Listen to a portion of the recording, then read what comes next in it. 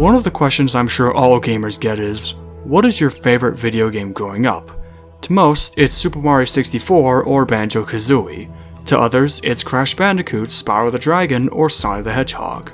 And some people may ask, what's your favorite era in gaming, to which some people will say the 90s. I never grew up with the 90s, instead, I grew up in the 2000s. This is perhaps my favorite era in gaming ever because there were a lot of great games from this era that have sadly slipped their way through the cracks of time, forgotten by many and only remembered fondly by those that actually played them. One game trilogy that stands out above the crowd to me is one of my favorite games growing up, and while it may not be a masterpiece, it is still fun today. Tak and the Power of Juju. Tak and the Power of Juju is a series of 3D platformers published by Nickelodeon's video game subsidiary Nick Games in collaboration with THQ and developed by Avalanche Software, not to be confused with Just Cause developers Avalanche Studios. Avalanche Software is a studio with quite an impressive resume I will go into later, as that resume would become their downfall, but to sum it up, before Tak, they had set their foot in the industry by making 2-on-2 Open Ice, porting the Mortal Kombat games and Mythology Sub-Zero, creating Rampage Universal Tour and Through Time, as well as making a few Rugrats games and one of the Prince of Persia games, and also a third-person rap shooter. This game was Nickelodeon's very first original video game not based on a TV show or a movie, and was an original project in development since 1996, and their hard work would pay off as the first game would be released on October 15th, 2003 and even sold 3 million copies. Today, I want to take you back to a simpler time and review every entry in the Tak trilogy. This is one video I've been wanting to make for a while. If I had to make one more video, it would be a video on the Tak and the Power of Juju trilogy, because let it be known that I hold this series special to my heart, and it still pains me to see how Nickelodeon brought down the series. Now, I own all 3 games on multiple consoles, but just to clarify, I will be reviewing the trilogy, not other games like Guardians of Gross, and I won't be looking at the GBA ports or the DS port of the 3rd game, or the DS game Mojo Mistake.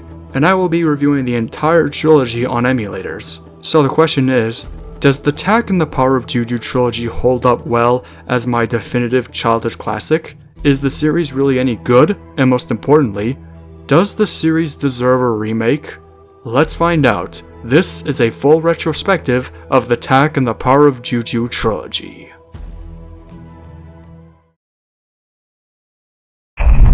Chapter 1. Humble Beginnings.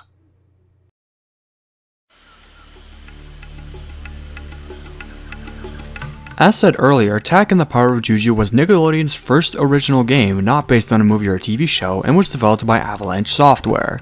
The game was initially pitched in 1996 and would be announced by THQ in 2002, along with a strategy game called Interstellar PIG, which was never made. Avalanche had some help with Nickelodeon when developing the project, and it would thus be released on October 15th, 2003 to mixed to average reviews, with most of the praise going over to the GameCube version. But for this video, I will be looking at the PS2 version in particular because that version, unlike the GameCube version, has a 100% completion reward. So now I want to answer the question, does this game hold up today? Why don't we find out? This is Tak and the Power of Juju.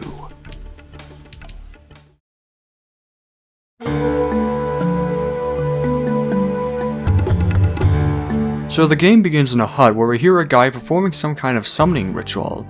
When I meet the guy, I see Okay then, talk about a startling start. This is Jabolba, the recently elected High Shaman of the Pupununu people. He revels in his successful summoning and admires of how strange the player looks, calling him a juju of sorts. You look so strange. Your clothes, the power stick you hold in your hand. I have never seen a juju like you before. And what is this magic box you watch me on? It is clearly the most important thing in your hut. Jabolba tells the player that there's a lot going on today, and he tells the story of how his people were protected by a deity called the Moon Juju. Strong, nice, powerful, and beautiful. But it wouldn't last, as he tells about a fellow shaman named Tlaloc, a jealous shaman who was passed down in favor of Jabolba. In an act of revenge, Tlaloc ventured into the Moon Temple along with his minions, Pins and Needles, and stole the source of the Moon Juju's power, the Moonstones. With the Moonstones in his possession, the jealous shaman used them to turn the Pupununu people into sheep. Jabolba's power was only enough to protect a few, but but a prophecy states that a mighty warrior named Tlaloc, one trained by the High Shaman, will rise up, defeat Tlaloc, return the Moonstones, and save the Pupununu people. Except he's been turned into a sheep.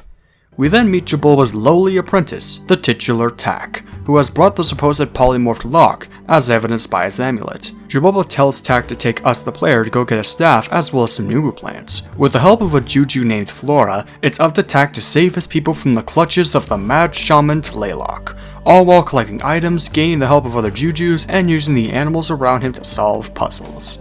The game's story is one where the hero is an unlikely person coming from an unlikely place, with elements of a glorified fetch quest. As for the world the game takes place in, well, I always had the argument with my brother that the game takes place in South America, judging by Tak's bowl cut, the tribal markings on the characters, the moon Juju, which parallels the Mayan moon goddess, and the villain Tlaloc, who is named after an Aztec god of rain. But there are a few things that don't really add up. For one, the game features animals like rhinos, monkeys, and orangutans, which are animals that don't really live in South America. Actually, scratch that, there are monkeys in South America. Just not the ones we see in Tak and the Power of Juju. Or maybe. I don't know. And there's also the clothing choices given to the game's Jujus. So from this moment onward, I'm going to say that Tak and the Power of Juju takes place in its own world, at least inspired by South American culture. But I'm not here to judge a game for its historical accuracy, I'm here to talk about its contents, so let's move on to the presentation.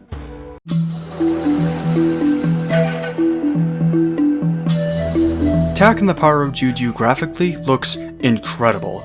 The game has an art style that is inspired by the game's concept artist Todd Harris. His art has a look akin to that of political satire, but the style also kinda reminds me of Jimmy Neutron, with the majority of the characters having big bobble-like heads and exaggerated facial features like Jabulba's nose, and his concepts translate really well into 3D.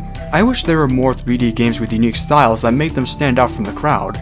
And the levels are good too. There are tons of details in the backgrounds of these levels, like the giant heads in the fields in Mummy Tombs, the moon in the distance of Tak's village, the stained glass windows in the Sun Temple, the shining sunset in Numa Dunes, all make these levels such spectacles to be in. If the game was remade today, the graphics would be all over the place.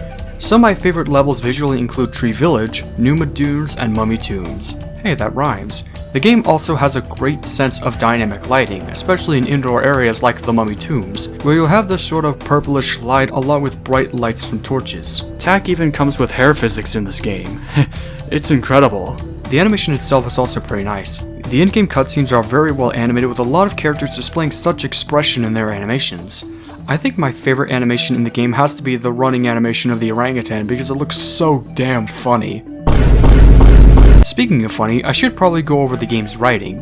Here's the thing, I usually do not laugh at a video game. This isn't me saying that video games can't be funny. They can try to be funny and some may succeed, but the main problem I have with either having a funny moment or a sad moment in a video game is that video games are so focused on the importance of action that it leaves basically any kind of emotion out of me.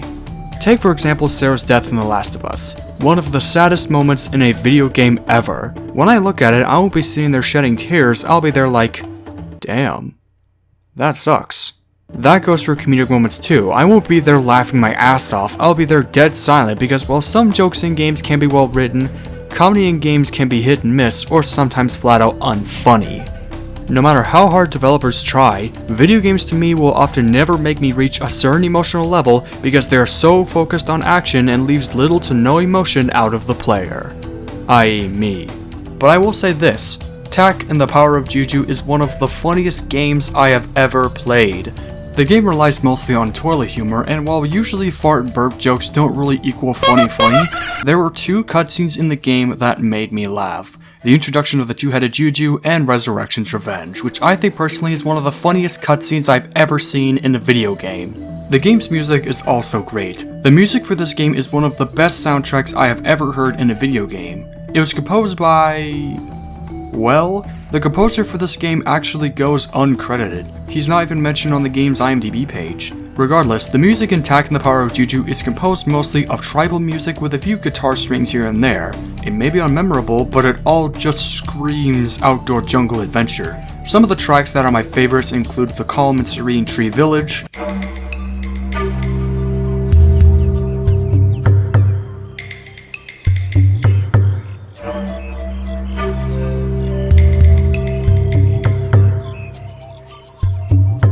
The Adventurous Chicken Island,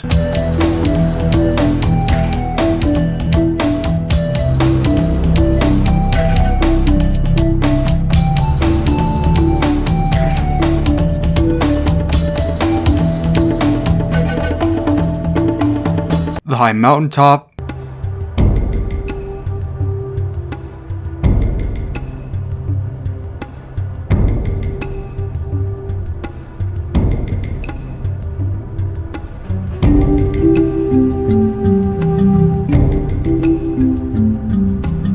Dryrock Canyon,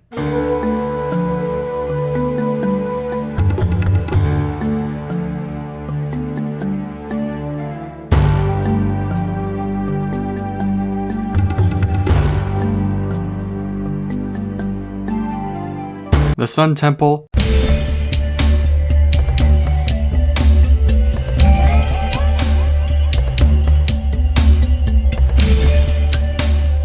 Numa Dunes,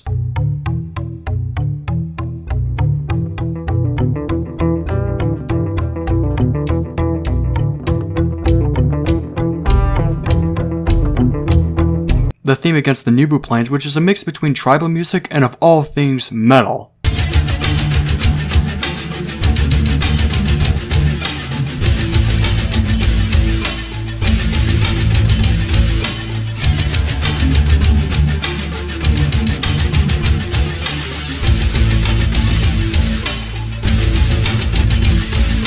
And the boss theme.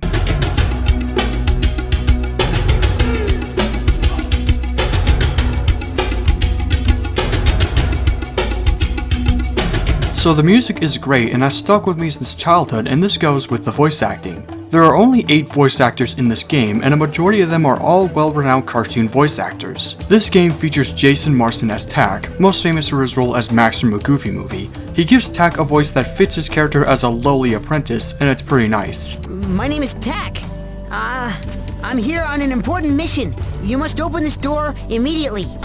Oh, hello, little Juju Woogie. Don't be afraidy-waity. What? I'm not afraid of you! Of course you're not. Can you call your mommy or daddy? I need some big adult Juju help. I've got the spirit rattle. It was really hard to get. I had to... Oh, gross.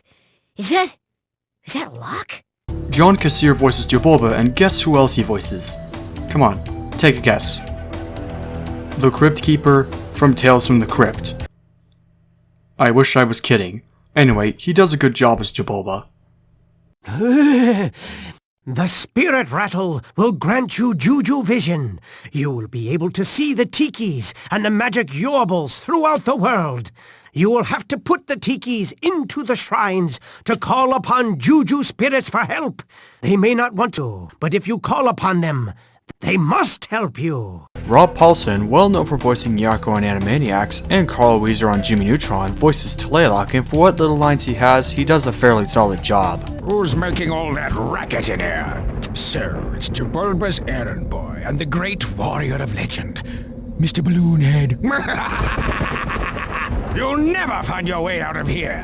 Paulsen also voices other characters in the game like the dead Juju and one head of the two-headed Juju, along with fellow cartoon voice actor Jeff Bennett, who is actually one of the funniest characters in the game. You've been a liar as long as I have known you. It is true, I tell you. It's more powerful than the 7 skin-peeling stenches of the South. Impossible! It is more deadly than the rancid funk of the stink giant's fin. Ridiculous! I can prove it. Pull my finger. Pull your finger? No way! Pull my finger. Don't ever stick your finger in my face again! Jennifer Hale, most famous for her role as Samus Aran in the Metroid Prime series, voices Flora, this game's equivalent to Navi, and she has a really eccentric voice that almost feels like she wants to go on an adventure herself. Yes, you did it, Tak! This is a powerful weapon. I bet those awful nurbles don't stand a chance now. Hey, you know what?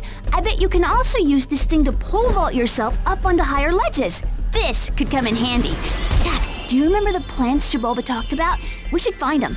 Maybe you should try using your new staff to get up to that door. My favorite voice in the entire game has to go to Tina Illman as the Moon Juju. Ilma doesn't even have a Wikipedia page, though based on what I've read on IMDb, she has appeared in other games such as Agatha Christie and Then There Were None, EverQuest 2, and Summoner 2, as well as a few films such as Beethoven's Fifth, Reeker, Hope Ranch, Just Can't Get Enough, The Quarry, and Merlin the Return. And according to IMDb, she apparently has the alternate name of Tina Payne. Anyway, she gives the Moon Juju this really calming British voice that I can't help but think it would fit the wizarding world of Harry Potter. Oh, don't you listen to him, Tak. But Locke is... Dead wrong. the mighty warrior. Says who? I trained him. You wasted your time. But the prophecy says... Doesn't say anything about Locke. And finally, Locke, voiced by the one and only Patrick Warburton, well known for such roles as Kronk from Emperor's New Groove and Joe Swanson on Family Guy. If you know any of those characters, then that's all you will hear out of Locke, and Warburton makes up for Locke in one of the funniest cutscenes in the game. All of my training has prepared me for this moment. I am ready, Jabulba, for I am the mighty warrior called for by the Papoo. Oh, Papoo, boo. Oh no. Jabulba, where's the... Out the door, round the back.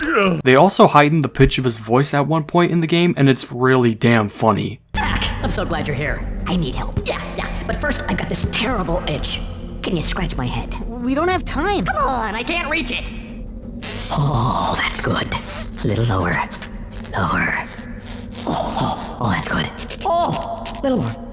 Little more. Overall, Tak and the Power of Juju's presentation feels as if it belongs in a TV show. Oh shit, I shouldn't have said that. The graphics hold up well, the style is great, the music is atmospherically fitting, the comedy is hit and miss but passable nonetheless, and the voice acting is good. The game itself is also really that easy, and unless you rush through, then this game can take up to 6 hours to beat. This game doesn't have any difficulty settings, but it can sometimes be a challenge, but it mostly doesn't go on the level of being frustratingly hard. There is, however, a problem with the game, and that is glitches. This game is abundant with glitches, and I'm unsure if they are in the GameCube version, but I came across several glitches in my playthrough, which ranges from character misplacement, slippery rocks and slopes, hopping up and down the Nubu plant vines even though I'm dead, etc. This game is riddled with glitches, but glitches are not what make a game. It's the gameplay.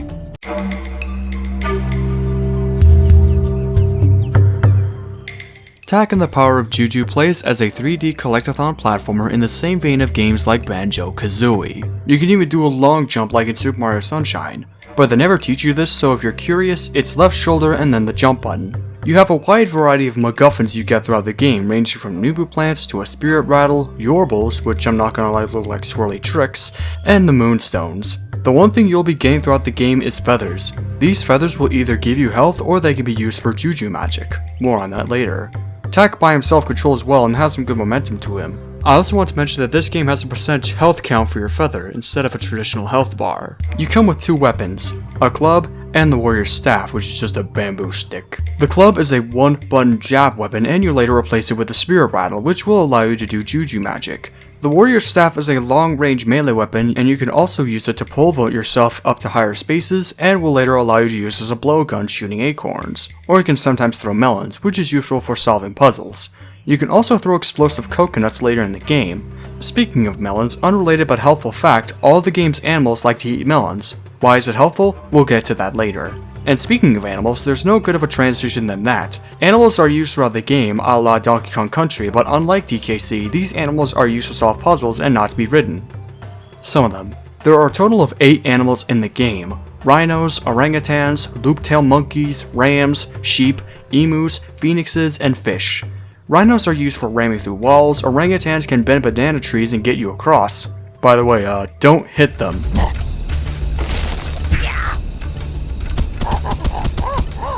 Monkeys can be used to throw things at other animals, and sometimes yourself. Rams are protective with their positions unless you can lure them away with melons. Sheep can be used as a disguise to sneak around guards, distract rams, and put them on sheep motors, which is pretty cruel when you think about it.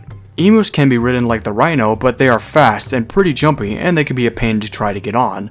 Phoenixes are used in a boss fight with pins and needles, and finally the fish is used once in a Juju puzzle where you have to pick it up. Speaking of Jujus, some of the Jujus in this game are criminally underused. Later in the game, you will be able to summon Jujus with Tikis to help you out on your adventure. They're underused because with a few exceptions like the Cage Juju and the Two-Headed Juju who give you abilities, they mostly serve the purpose of getting you from point A to point B. I know it's not the case sometimes, but they could have been used for so much more. There are also tons of Juju spells throughout the game which can help you either gain the upper hand on your foes, run faster, or heal yourself. While I can't go over every Juju spell, the ones I recommend using include Spirit Heal, Crazy Feet, Juju Compass, Thunder Strike, and Warp Master, which allows you to use warp portals and makes backtracking a lot more easier. Juju Compass especially is useful for all you completionists out there, as it will help you find uncollected things ranging from Yorbles to other Juju powers.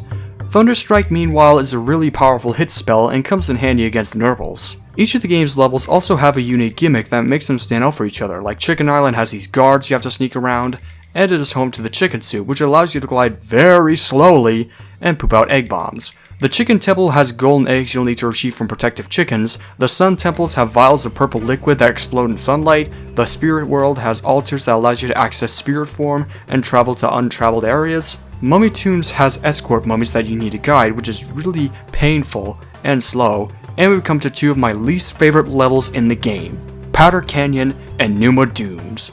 These levels are both boring levels and I hate them. They are so hard, especially to get all the Yorbles. The Yorbles you need to get here are located so high unless you use the turbo, which you have to increase by doing moves, and then you have to get into a certain position. Otherwise, if you do that, you might not be able to reach them. These levels are so hard, especially Powder Canyon, that I had to watch a video on how to get the Yorbles in this stage. While the board controls well and is fun, getting the Yorbles and Juju spell here just so I can show you the 100% completion reward is a real fucking chore. Thankfully, the reward you get for all of this is somewhat worth it. The enemy you will be facing throughout the game are the Nurbles, small, icky, gremlin-looking creatures that come in 6 units. Regular Nurbles, Big Nurbles, Throwing Nurbles, Bomb Nurbles, Flying Nurbles, and Thunder Nurbles. Regular Nurbles and Big Nurbles function the same as enemies that will come for you and hit you. Throwing Nurbles of course throw stuff at you, Bomb Nurbles are kamikaze units that explode on impact, Flying Nurbles of course fly, and the Thunder Nurbles are gigantic armored enemies that emit lightning around their bodies, stomp around, puke out fellow Nurbles, and breathe lightning. The only way to defeat them is to break their armor when they start breathing lightning, and when they die they split into 3 regular Nurbles. Unless you have Thunder Strike, which you can use to one-shot them. There are also these stationary plant enemies throughout the game, and all they do is bite you. They come in big and small sizes. For the game's bosses, they're a mixed bag. You of course have the Nubu plant bosses who throw bombs which can spawn fellow plants and hit you up close. And when their health gets low, they will cast a slow-mo shockwave, and some of them will even spawn spinning vines. These plant fights are pretty repetitive and don't add anything else new to their fights. Other than the plants, the rest of the bosses are all pretty pathetic fights against Tlaloc's minions, Pins and Needles. The first Pins fight is a dodgeball style fight where you throw magic balls at each other to make their heads blow up. The rest you can do in whatever order you want. One will have you fight Pins and Needles as they throw egg bombs at you, make the egg bombs land on a soft nest, and put the eggs on a tray and throw them at Pins and Needles when they come to a specific position. Next is the fight that utilizes the Phoenixes. You need to shoot fireballs in order to win. There are dozens of fire power-ups here ranging from multiple fireballs to tracking fireballs. And the final fight is a Dance Dance Revolution style fight where you have to press specific buttons to dance and make the platform go faster. All these fights are pretty bland, but the best one out of all these is probably the Phoenix fight. Overall, Tak and the Power of Juju controls rather well, yet it suffers from repetition and backtracking, at least until you get the warp spell. Unless you want to be spoiled, then I recommend turning off your computer because this is the point where I go over the finale.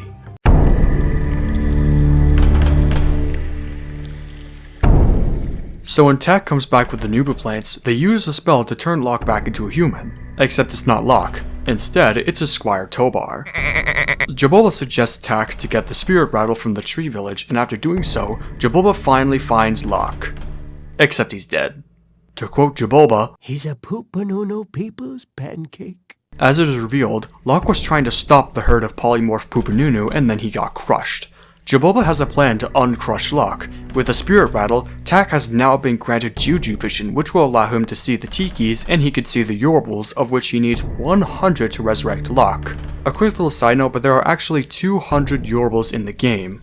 After collecting said amount of Yorbles, he ventures into the spirit world with the help of the dead Juju, and brings back Locke's spirit balloon. But not before escaping a trap set up by the villainous Tlaloc, which, unless you're the brave, heroic type of guy, you can easily skip this. Tak comes back with Locke's spirit and they bring him back to life. Now, in one of the funniest cutscenes in the game, Locke can finally get the Moonstones and save the Poopanunu people. Except he gets Resurrection's Revenge, which is really bad diarrhea. Oh no. And he can't get the Moonstones. Jaboba now has to send Tak to get the Moonstones with the aid of Locke's Warrior Amulet. So after getting all the Moonstones, they finally summon the Moon Juju, and it's revealed that Tak is the mighty warrior all along.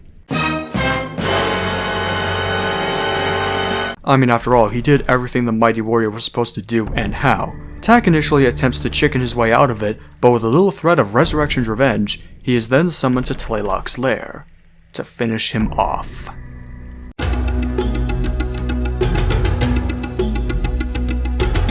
The final boss is a plant-powered showdown against Tlaloc, and it actually sucks. The goal is to destroy the plants around Tlaloc as he throws magic at you. Sometimes these plants will even be on high platforms and they will power Tlaloc's magic.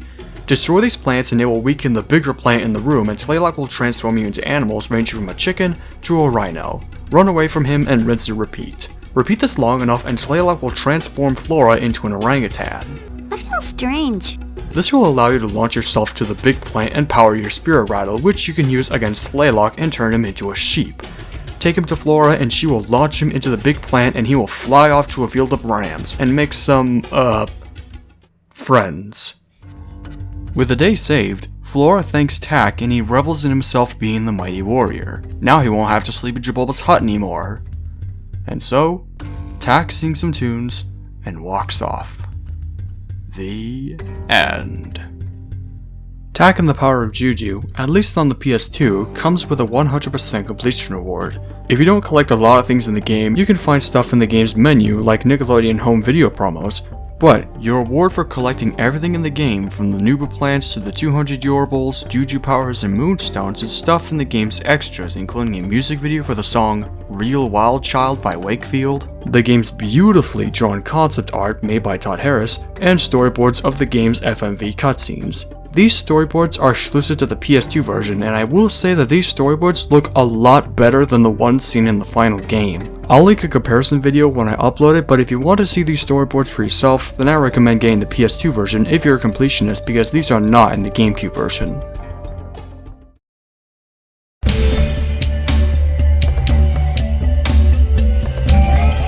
Tak and the Power of Juju is a fun game. Is it the best game of all time? Looking at it now, no. Despite the nostalgia I have for this game, it still plays like any 3D collectathon platformer before and after it at the end of the day. If I were to make a top 10 favorite games of all times list, I would honestly rate this game number 9 at most. It's not a terrible game as it shows its ideas with its rich graphics, amazing art direction, fun gameplay, and overall charm, yet it still suffers from repetition and tedious backtracking. Despite all of these flaws, the game by itself is still fun. It's not a masterpiece, but it's certainly good. I wouldn't call this a masterpiece, but I would more so call it a hidden gem. So I'm gonna have to rate this game a monkey out of a rhino. Or in other words, an 8 out of 10. A little hidden gem. Chapter 2. A Dream to be True.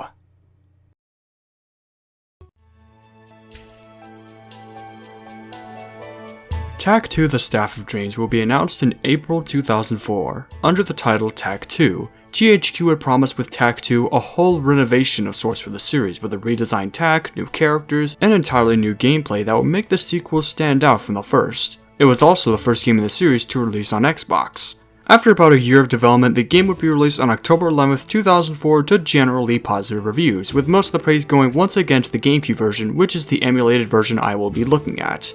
This game is often considered the best game in the series by the Tak community and was actually the first entry I played.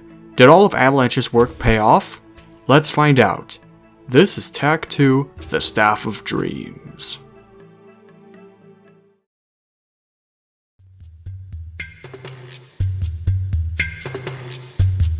So the game continues on from Tak 1, in which Tak has become the mighty warrior of the Poopanunu people. It opens with Jaboba and Locke attempting to wake up Tak from sleeping through various hilarious methods. Open up those eyes of yours, sleepyhead! Stop it, Locke.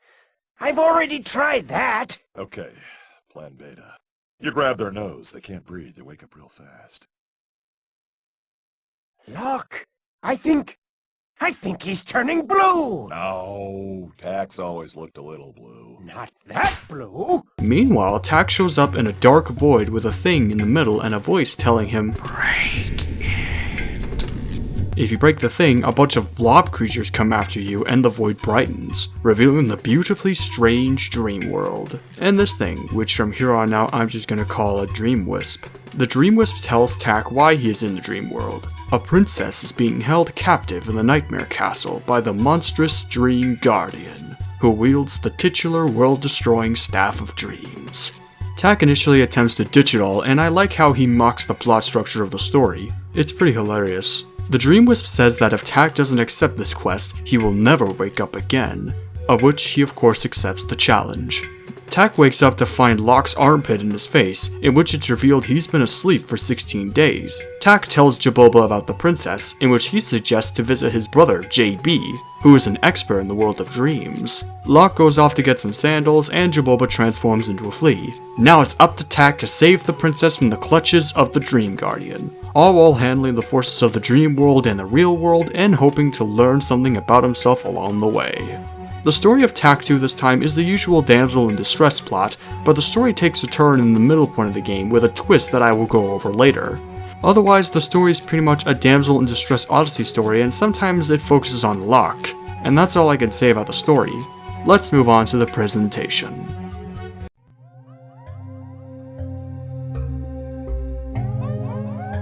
Tack 2 The Staff of Dreams represents a graphical step up for the series. Todd Harris returns to give us artistic vision to the game, and I love it. Once again, these levels come with pretty cool background details, like the eyeballs in all the nightmare stages or these monsters in the background.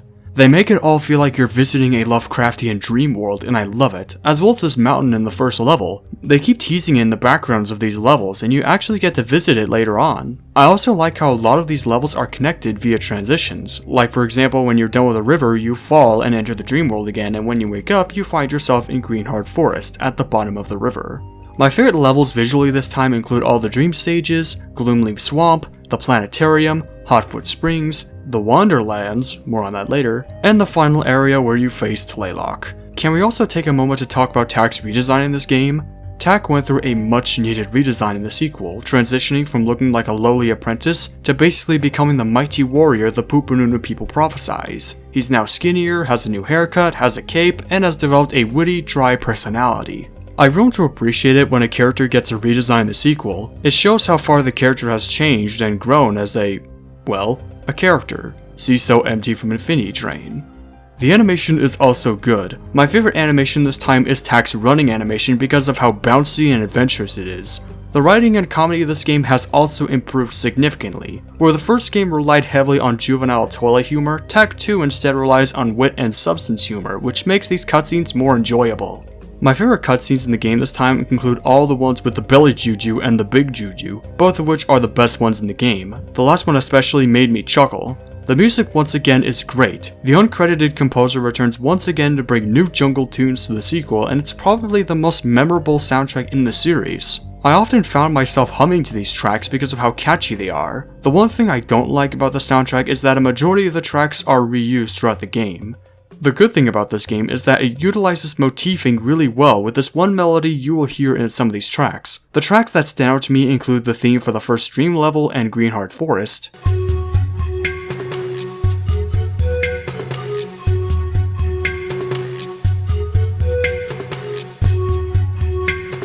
the theme for Bedlam Falls and the Woody Arena,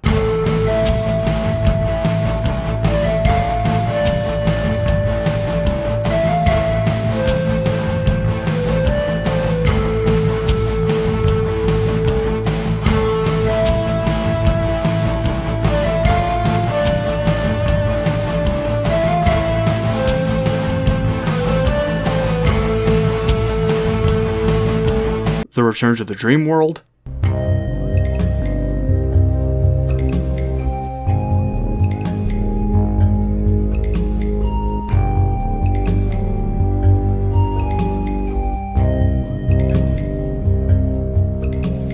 Gloomleaf Swamp,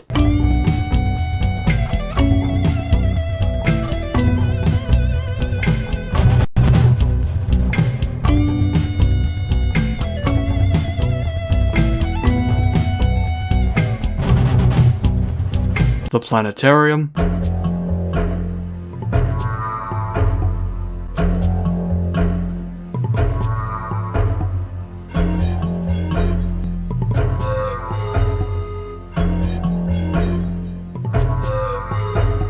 Tower Freefall,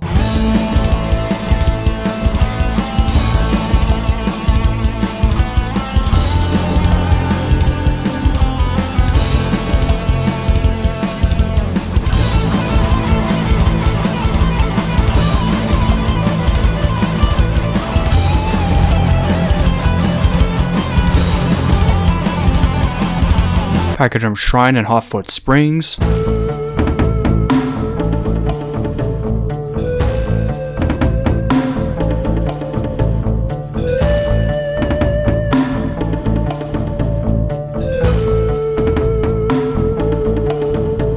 Gyre Mountain,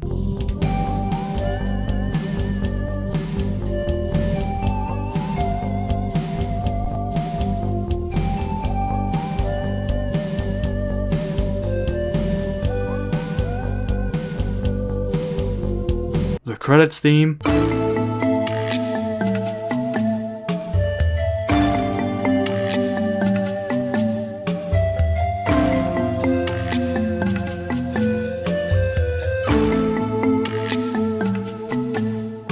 and this one song from the Dinky games, which is a psychedelic rock remix of the Sun Temple theme and is hands down my favorite track in the whole series.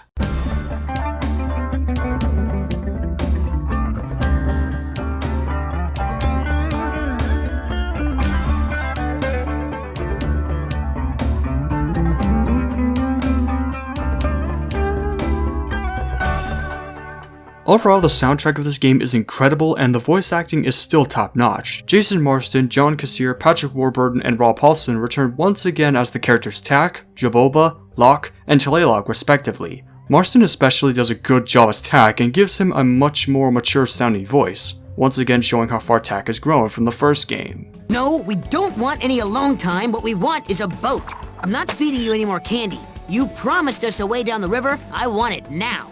No problem. Great. Is it some extra clothing? No. Is it food? No. Maybe some books? No. Boy, this is tough. Don't worry. Ugh, what's wrong with you people? I'm trying to take a little nap here. Tak! You've been asleep for 16 days! So? Does that mean crazy people can come and shove their moist, stinking pit in my face? Yep, sure does. And that's not all. My favorite voice this time has to go to my favorite character in the game, the Belly Juju, voiced by Jeff Bennett. The whole shtick of him talking through his stomach is flat out hilarious.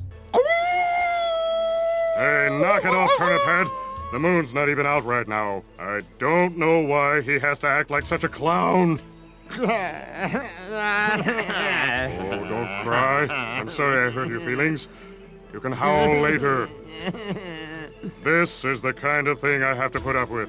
You should hope it never happens to you. So in terms of presentation, Tak 2 actually improves on the original with its dry, less fart-fueled humor, memorable soundtrack, and beautiful graphics. Yet this game also has glitches. There's a video made by Liam Triforce about Tak 2, and in that video, he goes in depth into the game's glitches better than me. I didn't encounter any game-breaking glitches throughout my playthrough, but the main glitches I've been seeing were problems in the game's cutscenes. Every so often, the cutscenes reset the physics of Tak's hair, cape, and feather, and it gives the cutscenes an overall jitter to it. Yet they also pre-render some of the in-engine cutscenes, which is pretty redundant. Other glitches I've been seeing in these cutscenes include dirty eye textures and eyelid clipping. The only gameplay glitches I've encountered are me not dying when I'm near this rift, and this. All of these issues are pretty minor. By the way, if you're curious for the glitch you see at the ends of the screen, that's mainly a problem with my emulator. See, because the GameCube was built with a 4:3 ratio in mind, playing a GameCube game on an emulator full screen causes things in the game to disappear, like enemies and even the environment. I'm done with all these glitches. Let's just go over the gameplay.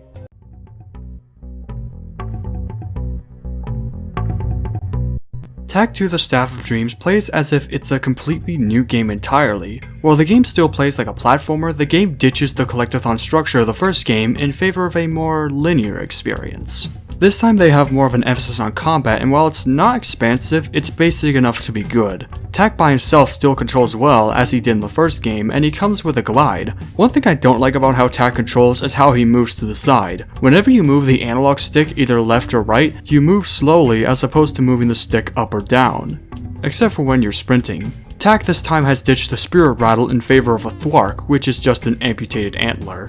You can combo buttons for stronger attacks, which is useful against stronger enemies or multiple enemies. You can also throw magic projectiles this time, but you can't do Juju magic. And you later get Ebola, which will allow you to grapple enemies or grapple jump to faraway areas. While you can't do Juju spells, you come with a mana meter, which you can consume mana by holding the shoulder button, and you can use this to either perform strong melee attacks or throw strong magic projectiles, or you can use it to sprint. You still collect feathers to replenish health and mana, but you also get dream orbs, which do the exact same thing. One new thing the game introduces are Juju potions, of which you can find recipes in the game's levels, and mixed with ingredients ranging from bugs to fruit and earth minerals. These recipes are all purely cosmetic, and unlike features like extras, dinky games, more on that later, and even one makes Tak's feather color purple. I should also mention that Tak 2 ditches the feather health count in favor of a traditional health bar, though the feather still changes color. One of the things I don't like about this game is that you can't go back to previous levels to get missing Juju potions, so what I can show you in the extras is somewhat limited. One cool gimmick they did add to the game is the ability to throw Jabulba in a sleep form. You can use this to your advantage on the animals to either put them to sleep or agitate them to help you. Oh yeah, the animal puzzles make a return in this game with 7 new animals. Squirrels, bears, boars, gators, frogs, bees, and the sheep returns, but is used rather limitedly. I should briefly mention the beaver because it's only used in one level in the game, and that is Greenheart Forest. Otherwise, the squirrels, bears, and boars function almost the same as the animals from the first game. Squirrels behave like the monkey in that they attack anything around them when agitated. The bears function like the orangutan, except you can bounce on them, and if you bounce on them long enough, they'll toss you far away. The boar is a functional mix between the ram and the rhino. The ram in that it's protective of its position, in this case it's mud home, and the rhino in that if you stink yourself up with either a stink plant or a skunk, you can ride these things and go full Pumbaa mode, and unlike the rhino, they don't stop moving. Oh yeah, I should also mention the skunk in that if you hit them, they will stink you up, and you can use the stink to your advantage to either scare away animals or to once again ride the boar. It's pretty redundant since the stink plant is introduced into the game and the skunk is slowly phased out. Gators are in Gloomleaf Swamp and they will try to eat you. The only way to distract them is with bees. The bees are also useful for moving to a new hive and distracting frogs. Frogs also function as a block in your adventure in that if you stink up, they will eat all your stink flies, including Jabulba. And finally, the sheep is used rather limitedly, but you can use them as bait for gators, which is really cruel, and operate them on sheep motors once again. The game also has these boom dust barrels which, as the name implies, explode on impact. The Jujus also return in Tak 2 with several new Jujus, including the Belly Juju, the Mind Reader Juju, the Giant Juju, and Flora's new friend Fauna, as well as some other returning Jujus like the Cage Juju and the Dead Juju. While some of these Jujus still serve the purpose of getting you from point A to point B, they're also really helpful this time and even give you some new abilities. There aren't many gimmicks in the levels of Tak 2 that make them stand out from each other. The only ones I can think of are the turrets in the planetarium, other than the fact that there are 3 river levels which are actually pretty fun, especially the Rift River. The game also comes with catapults that are also real fun. Your enemies in this game are actually 2 factions, the Woodies and the Nightmare Creatures. The Woodies are wood monsters that come in 3 units, regular Woodies, Woody Shamans, and Woody Warriors. Regular Woodies are straightforward Woodies that attack you with their spears, and some of them even come with shields that you'll need to break. Woody Shamans are caster units that cast projectiles and revive fellow Woodies should they die. Woody Warriors are large units that have a big AoE attack, and the only way to hit them is to attack them from behind when they are stunned. The Nightmare Creatures have the most units than the Woodies as they come in 7 units. Imps, Stalkers, Puffers, Anglers, Shooters, Angler Shooters, and Spinners. Imps are straightforward enemies that go after you and hit you. Stalkers can turn invisible when you're up close. The only way to hit them is to stun them with a throw from far away and go for the kill. Puffers are flying enemies that can latch on your head. Anglers become invisible in pools of mana to eat you when up close. The only way to draw them out is with a Juju throw. The Shooters are basic ranged enemies that become invisible when shooting and they can only be attacked when recharging. Angler Shooters are a combination of the Anglers and Shooters and they function basically the same. Finally, the Spinners are my least favorite nightmare enemies and they basically spin around to hit you. and they come with a larger variant that spawns puffers. Tak 2 is also the first game in the series to come with multiplayer in the form of the Dinky games, which you can play by yourself. All these minigames are pretty bland. Some of them consist of Powder Canyon, Numa Dunes, and the Phoenix fight from the first game, as well as other games ranging from hitting chickens and intentionally killing and saving various colored mummies. You can also play a variety of characters in this mode, including Jubulba and Flora, with more you need to unlock via the Juju recipes. For the game's bosses, they're all a mixed bag once again. There are only 3 of them throughout the game, but at the end of the Dreams tutorials, you'll have to come up against the Pit Fiends, which are large tentacled creatures that prevent you from leaving the dream world.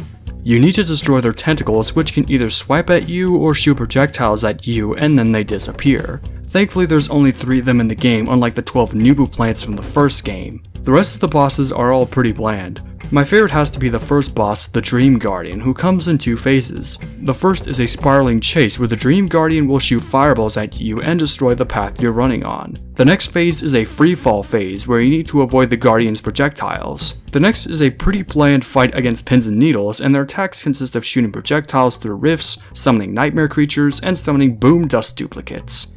So overall, Tak 2 The Staff of Dreams is a renovated overhaul of the series' gameplay. It controls well while also having a few clunkers here and there. Relax and keep calm, and let's move on to the finale.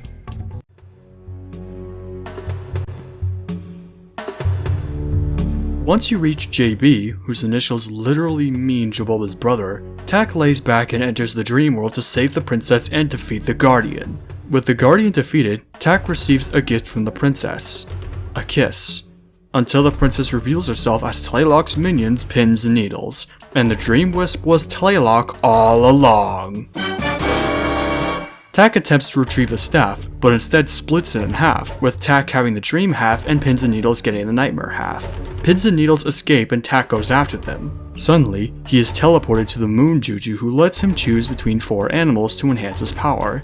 These animals each offer not only a new appearance for Tak, but also a special ability, and the options are Jaguar, Piranha, Dragon, and Eagle. I went with Piranha because it was the one I chose first, but you can view the other powers in the extras menu. The Jaguar allows you to use a giant jaguar claw, Dragon of course allows you to breathe fire, the Eagle allows you to swoop away enemies, and the one I got, the Piranha, will allow you to summon piranhas that will go after random enemies. It's pretty helpful against multiple enemies. This is also the point in the game where they start phasing out the animals in favor of transformations. With the help of Flora and her new friend Fauna, you can transform into a squirrel, a bear, a frog, and a boar. The squirrel can enable you to glide, the bear can slide down slopes and is a heavy hitter, the frog can enable you to grapple onto dragonflies, and the boar can enable you to charge down your enemies and walk through harmful paths. These last levels also harken back to the level design of the first game, in which the levels were all open. You need to collect rift fragments in these levels in order to make progress, and the nightmare creatures also break their ways into reality and begin to open rifts, where you have to fight them. This is where we come to the Wanderlands. The Wanderlands is hands down my favorite level in the game. Why? Well, why don't I let the footage speak for itself?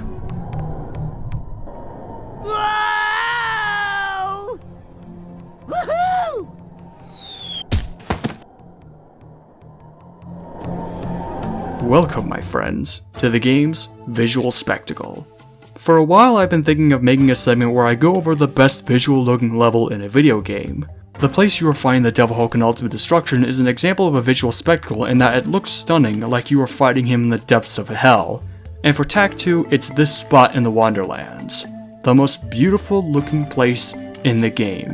As a kid, I always ignored these environments because I felt like I was rushing through the game, but as an adult, it's the other way around. All of these environments are really stunning, and the Wanderlands is no exception. The most beautiful looking place in the game, hell even the entire trilogy, is this. A sea of dark, burning clouds blanketed by a beautiful, starry sky. That, my friends, is the game's visual spectacle. After collecting the rift pieces and chasing down and defeating Pins and Needles, Locke and the dead Juju show up.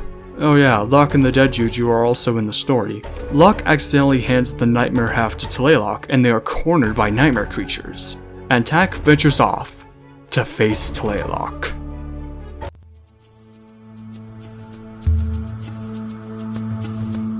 The final boss is a 3-phase nightmare throwdown against Tlaloc. The first phase has you fighting a herd of black sheep, and once you defeat all of them, Tlaloc will emerge and you have to knock him off the platform. That's it. That's the fight. Oh wait, never mind, Tak is taken into the nightmare world by Tlaloc. This second phase is a Dream Guardian form throwdown and is probably the best phase of this mundane fight. Seriously, what is it with final fights in the Tak games being complete dog shit? Anyway, this second phase has you catching Tlaloc's blue fireballs and throwing them back at him. He'll also start throwing red fireballs, and you will later need to catch more blue fireballs to make yours more powerful. Repeat this long enough and Tak will rebuild the Staff of Dreams and return it to the Dream Guardian. And he returns to the living world. And the game ends. Except no, we're still fighting Tlaloc, and we come to the final phase. The end game. Welcome to the end game. It's all just you defending your friends and switching places with them, all while Tlaloc summons nightmare creatures and throws magic at you. Hit him when his shield goes down and rinse and repeat. Repeat this long enough and Tak will awaken from a long 16-day slumber and tell all his friends about it, while a herd of evil sheep follows them. The end. So, let me get this straight. Everything that happened from the dream world, the princess, the staff, everything in this game was all a dream?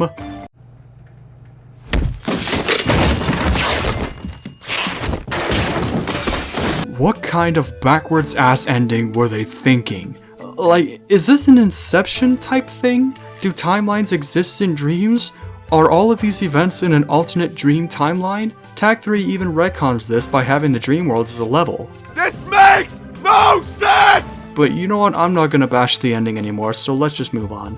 The stuff you can get in the game's menu this time includes previews of other Nick games and properties like Avatar, as well as a synopsis of the first game's story, and of course, a look at the game's concept art by Todd Harris, including the other animal powers.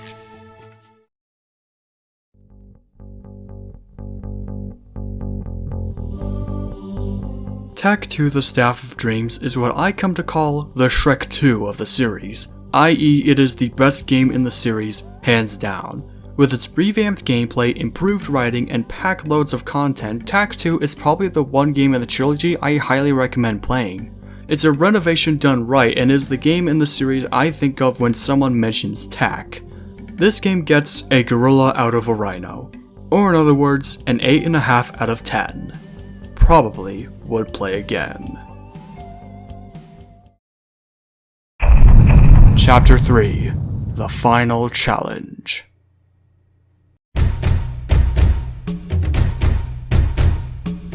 Tak the Great Juju Challenge will be announced in January 2005 under the title Tak 3. THQ would promise an innovative 2-player epic with unique puzzles, time-based strategies, a playable lock, and a robust combat system. The game would thus be released on September 19, 2005 to once again generally positive reviews with equal praise going to all versions. It was also the first and only game in the trilogy to come out on Nintendo DS, not counting Mojo Mistake. My first encounter with Great Juju Challenge was in, of all places, a McDonald's Play Place, and it's the most recent game of the trilogy I have played as I beat it several months ago. It's also the last game of the trilogy developed by Avalanche Software, and I'll discuss their fate later. For this review, I will be going back to the PS2 version because I learned my lesson with Tak 2. When in doubt, PS2 version. Let's end this. This is Tak the Great Juju Challenge.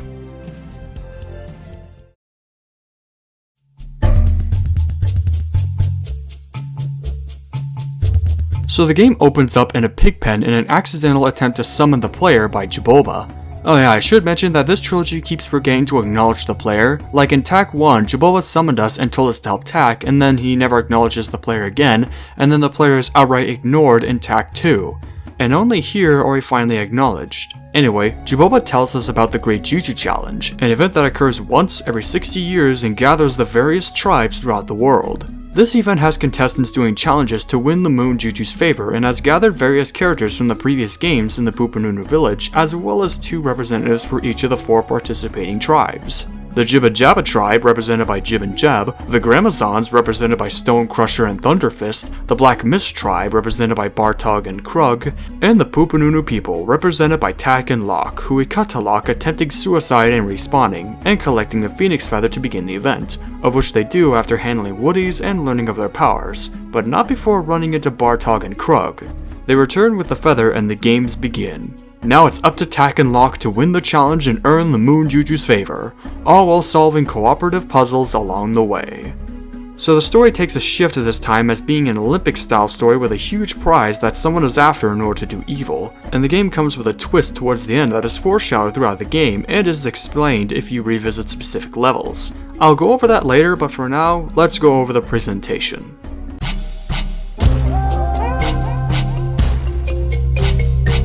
Tak the Great Juju Challenge is like a mix of Tak 1 and Tak 2 in terms of presentation.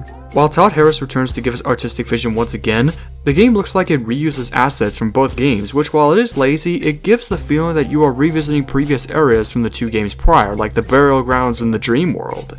While the game comes with background details like these rising spirits in Caster's Hill, I'm left with little to no time to take in these environments because of the game's timer rushing me to the end of these levels. I guess some of my favorite levels visually include the Light Temple, Caster's Hill, Kirobiro, the Parched Lands, the Gates of Nocturne, Fowler's Murk, the Deep Wood, and the Obo Kodobo Crypt. I want to mention that this game brings together all the previous characters from the games prior and uses them pretty well compared to the games they appeared in. The writing for Great Juju Challenge is also what makes this feel like a mix of Tak 1 and 2, in that it's loaded more with gross-out humor in some parts like the opening where you show up in a pig pen and a scene where Tak and Locke bond over a rap of fart and burp noises. But overall, the writing for the game is solid at best, but there were a few funny moments here and there like Locke's first encounter with Vanessa. I also like how Tak and Locke play off each other in these cutscenes. They give us sort of a comedic duo kind of feel, like a Shrek and Donkey kind of vibe. The animation is also good. They pre-render the cutscenes this time and they all are well animated if a little compressed. The music once again is great. It was once again made by the uncredited composer and it comes with boss remixes for each of the game's levels, yet I think it's the least interesting soundtrack in the series. For one, the tracks are short, lasting from 2 minutes up to 1 minute, and seem to be missing that special something that made the soundtracks of Tak 1 and 2 so special. While I did hum to these tracks, I think they could have been done so much more. I guess some of the tracks that stand out to me include Silverstone Coast,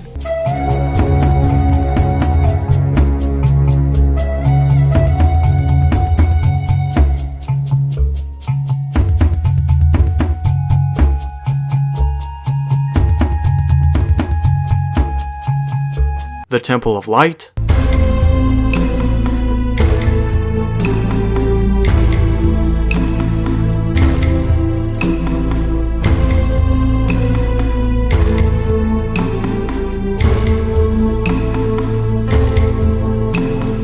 the Parched Lands,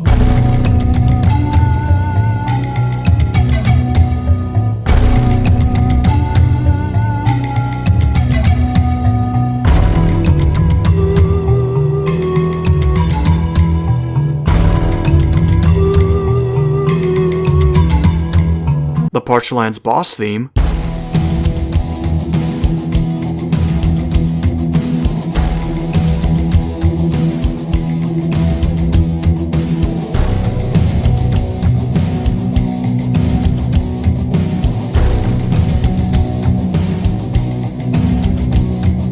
the Gates of Nocturne,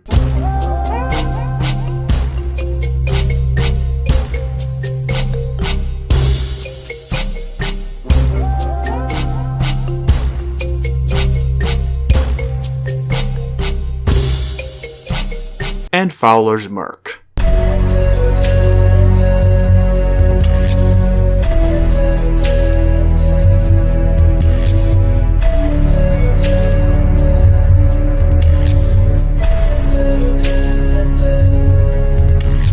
I want to briefly mention that the game uses the song Never Stop Falling in Love by Pink Martini in one of the cutscenes. So while the music is good, the voice acting, much like the games prior, is top notch. They brought back all the actors from the first two games to reprise their roles for this game. My favorite voice this time goes to Bartok and Krug, voiced by Andre Sogliuzzo and D. Bradley Baker. Their whole death metal shtick with those British accents and those designs is just charming. Looks like we're back in the challenge, oh great Bartok! Another glorious victory for the Black Mist! Sleep well, boys! Oh yeah? Well, the same to you! So overall, Tak the Great Juju Challenge mixes together aspects of the first two games into something that feels like a farewell of sorts for the series, with its load of fan service, good graphics, and solid, if weaker, writing. So is the gameplay anything special? Well...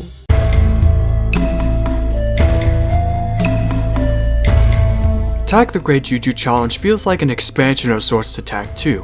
Almost everything about Great Juju Challenge is the same as Tak 2. The gameplay and even features from Tak 2 like the turrets and recipes make their return in this game. This game also fixed Tak's slow speed when he moves left or right, which is actually a really good improvement.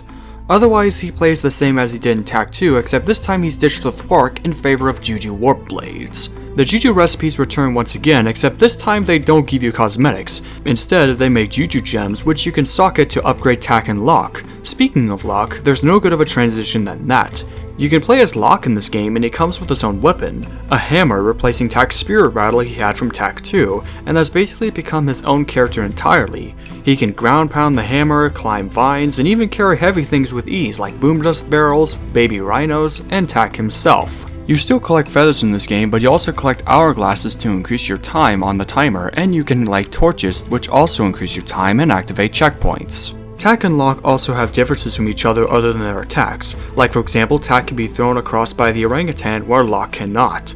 Locke can climb vines where Tak cannot, and Tak can swim whereas Locke dies in water from fish. You can also command either Locke or Tak to stay in place or follow you. The chicken suit also makes a return in this game and functions like how it did in Tak 1, thankfully this time it glides much faster. Locke on the other hand gets his own equivalent, the lobster suit, which will allow him to go underwater and snip-snap at ropes and enemies. The game also has these spirit drums in which you need to press buttons to dance and summon platforms. You get points in this game which are added at the end of each stage you go to, and the higher your score, the higher the advantage you will get in the proving grounds. More on that later. The animal puzzles make a return in this game, and this time they reuse animals from the first and second game, like the rhinos, orangutans, gators, and sheep, and they all function the same. The rhino this time can be found sleeping, and the only way to wake her up is to find the baby rhino and bring it back to her. But this game also introduces two new animals, Vanessa the gorilla and the mammoth. Vanessa is obsessed with Locke, and when she sees him, she'll take him back to her lair. The only way to get past her is to stink up. Finally, the mammoth is basically the same as the rhino, except it can stomp and spray out water, which is never used anywhere else in the game. The Jujus return once again in Great Juju Challenge, and this time they are used to either give you new gem sockets or new abilities. Tlaloc also shows up among the Jujus to help you. Speaking of which, Tak and Locke each have 4 of their very own Juju abilities. Tak can grapple enemies and sometimes lock, he can freeze enemies, summon spirits to attack, and summon boom dust barrels out of nowhere. Locke can heal himself and Tak, shield himself, stink up, and taunt enemies. The levels aside from the Deepwood in this game don't have any gimmicks that make them stand out for each other, other than some having turrets. Deepwood in particular stands out because of its climbing sections with Locke, which I feel were made with multiplayer in mind, as when in single player you need to switch between Tak and Locke. Some levels will also have split screen sections where you need to control Tak and Locke separately to solve puzzles and reach the end. Your enemies this time are the Rockers, mad rock monsters that come in 9 units, the most out of any enemy in the trilogy. These are Rocker Rollers, Rocker Rammers, Rocker Golems, Rocker Casters, Sand Rockers, Rocker Worms, Magma Rockers, Rocker Fathers, and Rocker Colossi.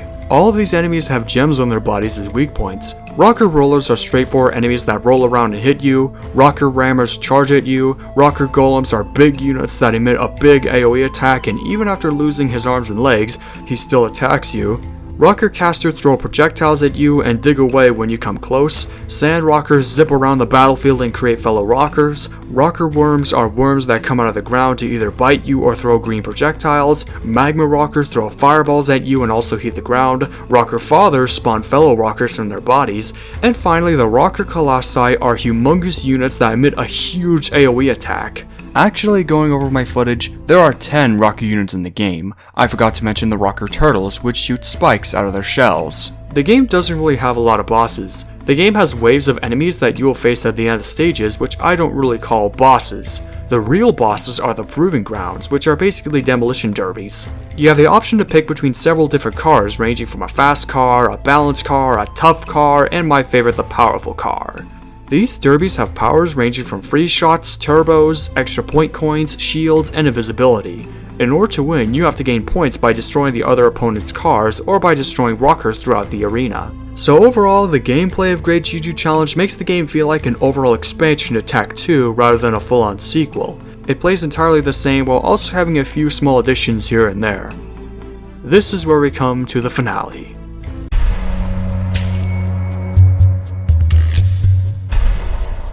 So throughout the game, the representatives of the Jibba Jabba tribe and the Gramazon tribe are eliminated due to alleged cheating, bringing the Black Mist back to the game. Later in the game, Tak and Locke discover that the Black Mist are the ones cheating with the assistance of a French-accented dark Juju. Later on, it's revealed that the Black Mist's plan, if they win, is to destroy the Pupanunu village using the moon Juju's power. If you revisit the Gates of Nocturne, you'll start a short level chain with the help of Krug, who's been replaced by the dark Juju. Krug's plan is to give our heroes a weapon so that they can use it in the finals, and so after a bit of travel, he gives them a hammer guarded by an invisible monster, and Krug goes off never to be seen again. In the finals, the dark Juju disguised as Krug reveals himself as Travis, former wannabe lover to the moon Juju, and so begins the finals.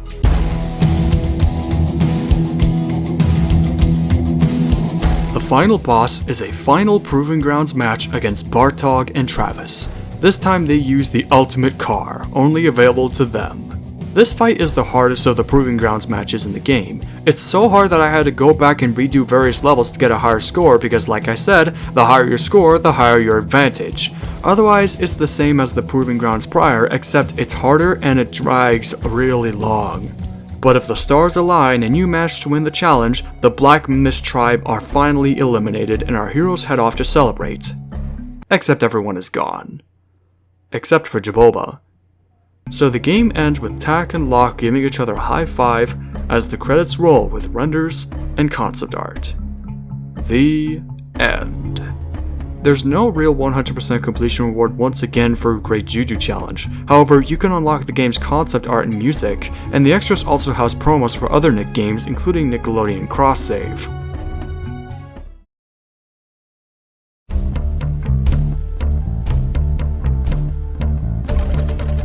While Tak the Great Juju Challenge is a good game, I don't think it's on the level of worthy goodness as Tak 2 or even Tak 1. Again, none of these games are perfect, not even Tak 2 for as much better as it is than Tak 1 in any conceivable way, but Great Juju Challenge feels a lot like an expansion of Tak 2 with more fan service and a playable lock rather than an actual sequel. Despite its new features, return of the game's characters and music, it all plays exactly the same as Tak 2 at the end of the day. If Tak 2 is the Shrek 2 of the series, then Great Juju Challenge is the Galaxy 2 of the series. I'm afraid I'm going to have to give this game an emu out of a rhino, or in other words, a 7.5 out of 10. Good, but all the same.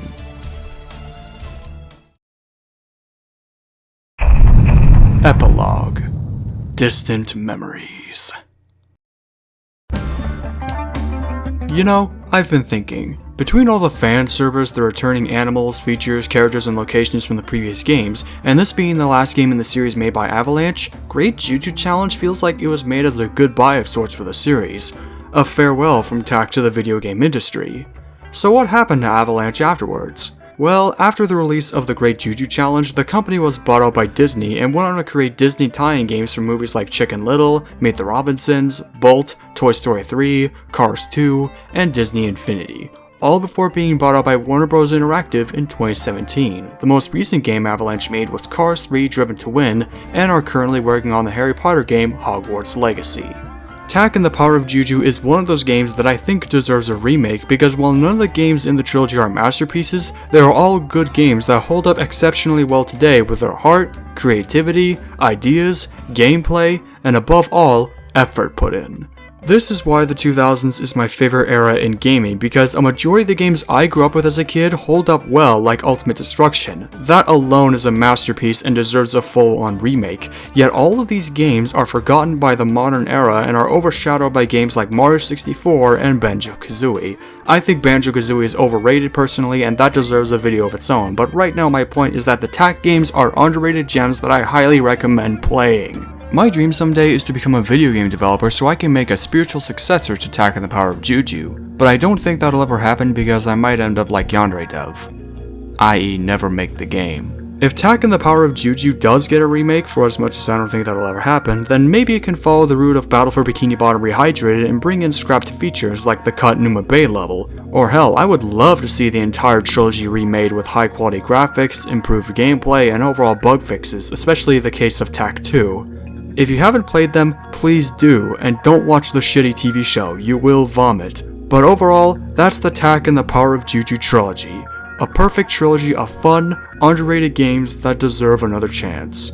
Let's remember the Tak series for how it was, not for how it ended.